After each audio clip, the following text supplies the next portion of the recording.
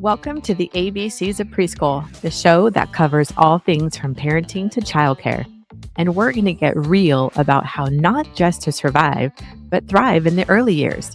I'm your host, Miss Amber. I'm a mom of 5 and early childhood expert with over 25 years in the industry. Whether you're a parent, an educator, or just curious about early childhood education, this podcast is for you.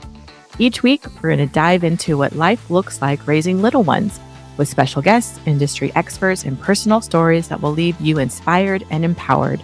Get ready to explore, imagine, and discover the beautifully messy that comes with these magical years. Buckle up, because thriving during the early years is a wild and rewarding ride. Hello, friends. Welcome to the ABCs of Preschool podcast. I'm your host, Miss Amber.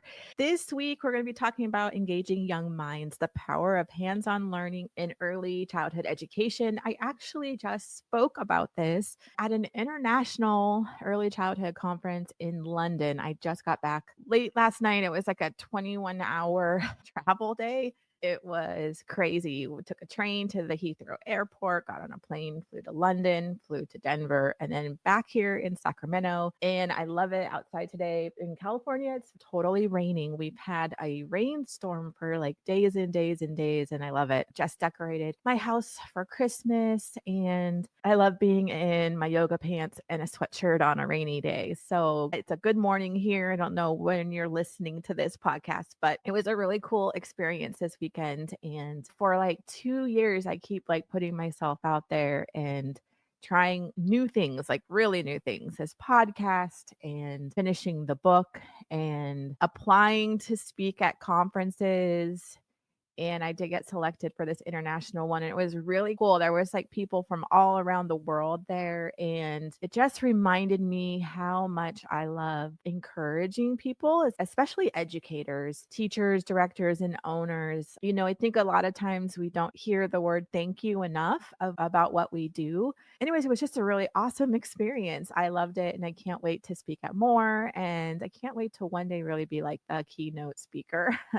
So we'll see what happens. It's hard putting yourself out there. You know, it's so much easier just to sit on the sidelines and sit on my couch and not put myself out there, because when you start putting yourself out there and things don't happen fast or on the schedule that you think in your head, a lot of times you can feel like a failure. And I know I've been really struggling with that for like a while now, of just feeling like, what the hell am I doing? Why am I doing this? And I know how to open schools. I know how to run schools. I know how to grow centers. Like I know that in and out. And this whole new venture with the social media and podcasts and PR, and I just got featured in Forbes, which is crazy, in an article that is really new to me. And I'm not yet sure how I feel about it. I feel in my soul like this is what I'm supposed to be doing. I'm supposed to be talking about early childhood education. I'm supposed to be encouraging people. I'm supposed to be sharing, but it also hard for me because I don't quite feel successful at it. And I struggle with who am I voice in my head. But that's not what we're talking about today. I just like to be very transparent and honest on here, because we all struggle with things, right? And our lives aren't perfect, and we all have the voices in our head. And anyways, but this weekend was extraordinary, and it was really cool, and it was weird. It was literally, I went and spoke, and then like the next morning I got word that this Forbes article that I wrote and helped with, I actually got selected, and I got featured. So that was pretty cool. But today I want to talk about engaging young minds and our hands-on curriculum. And I think it's so important, you know, over the 24 years of running my own preschools, a lot of things have changed, you know, maybe the way I hire, hours, you know, our branding name. But the one thing that has been solid and has remained the same for 24 years is our curriculum and how we run our program. And I don't really see that changing. And I just think there's so many benefits of really creating a high quality, engaging, hands-on curriculum. And I think the biggest benefit to that is that it serves all children. I think when like some people are super passionate about Montessori and some people are super passionate about just play based, or they just want their kids super academic environment, or maybe it's Waldorf, like they love the Waldorf philosophy. I speak about this a lot. I think that there's so many amazing early childhood education philosophies. But I think what happens is if you just pick that one, I feel like we're putting our kids in a box. And what works for one child may not work for the other. I've seen it in the Montessori environment, especially is like if some are super strict in Montessori, to have a child sit down and do a job until completion can be really stressful for some kids. Some kids will thrive in that environment and some kids will get super stressed out. So I believe so wholeheartedly that our curriculum in early childhood education should be a wide range and different modalities, because our job as educators is to meet the needs of every child that comes through our doors. I will be the first to say that not every child succeeded in my program. And unfortunately, over the years, I've had to let a few students go, probably only maybe 6 or 7 in 24 years. I know that sounds crazy.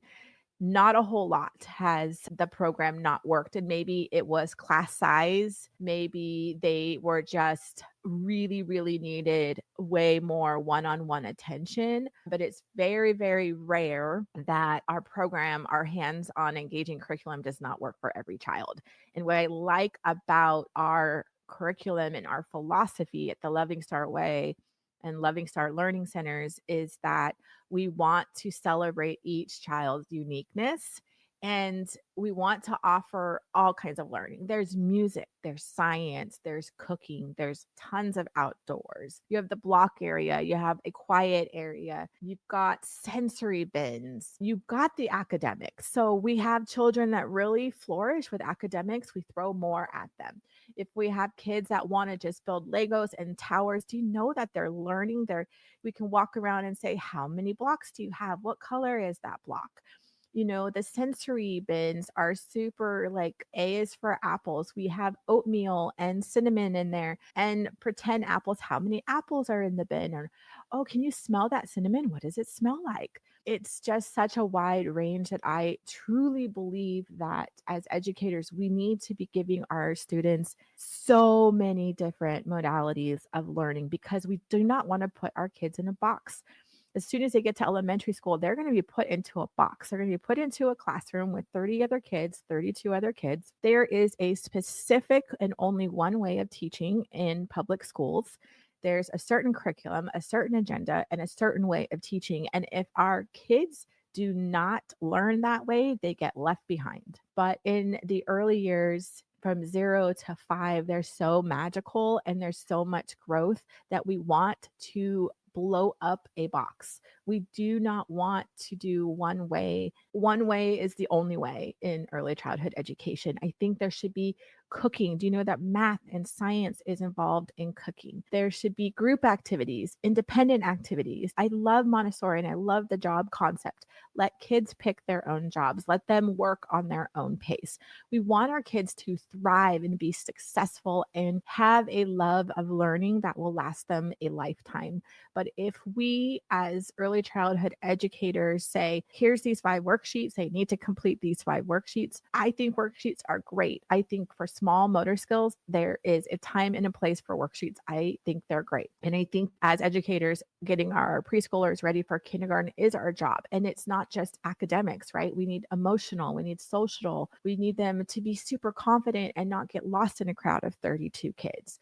But there is a time and place for worksheets, right? So, beginning writing skills, letter recognition, that's all really, really great. But for those kids that do not process just a paper in front of them, that actually have to feel things, for me, like if someone, let's play board games or games at a party. And if I've never played, if someone starts explaining the instructions to me, I literally have to say, okay, got to stop. If I'm just told instructions, that's not how my brain works. I have to actually, hey, let's just play a sample round. I have to feel the cards. I have to go through the motion and actually doing it to learn. And I know that about myself. And we have to recognize that in each of our students, the way they learn.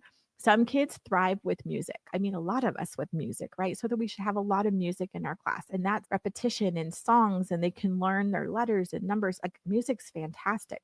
Some kids are very textile. They need the cooking projects, and like cooking, they could be mixing the bowl and using measuring. That's like all math and science, which is awesome. And they don't even know that they're learning. But I just want to encourage all of us to have a wide range in our classrooms. And it's up to us to provide that, to plan engaging curriculum with the why behind it. Why are you doing this project? What is it that you want your kids to learn? We have to also remember that it has to be age appropriate. Our 2s are not going to be able to accomplish things that our 4-year-olds are going to do. So we want our classrooms to be fun and warm and engaging, and we want all of our students to love school. Like, their little one time. Our kids are growing up so fast these days. Kids are given phones so early on, and we know when they're given phones, the access they have. I mean, kids from like junior high on, they know so much. They know way more than you think. If you have a junior higher right now or a high schooler, they are doing and know more than you think ever, because so much stuff is at their fingertips now. So our kids really are growing up faster. They know way more things at a younger age. So let's protect our preschoolers. Let's protect our early learners, and let's make our preschools magical with events and fun, messy projects. I always say a successful day for our early learners is them coming home with paint all over them and dirt from the garden and outside. I think there should be a balance of half outside and half inside. Bring your circle time outside. Bring your art time outside. Of course, it's raining here in California today when the weather is nice. Outside can be a beautiful classroom as well. So I'm just a firm believer. I've seen it work for 24 years in my program, and I will continue to see it until the day my program is non-existent, but that's not the plan. Hopefully one of my kids will take it on if I'm not here, but I love and I'm proud of our engaging curriculum and our program that meets the needs of all students. And so just a wonderful reminder for you educators out there. How is your classroom being run right now? Is it all play? Is it all academic? Do you feel stressed? Another thing is when kids get bored, especially little kids, they can't vocalize when they're stressed or they're bored or they're angry. They don't have the words. They don't have the vocabulary yet. But what they'll do is they'll act out. Do you have kids that are acting out? Well, we got to switch it up. That's on us. We got to switch up how we are showing up for them with our love, our kindness and grace. And also, how is our curriculum showing up for all of our students? Anyways, I wish you guys a beautiful week. And all the holidays are here. I'm so excited. I love this time of year. So wishing you just a beautiful week, and I'll see you next week.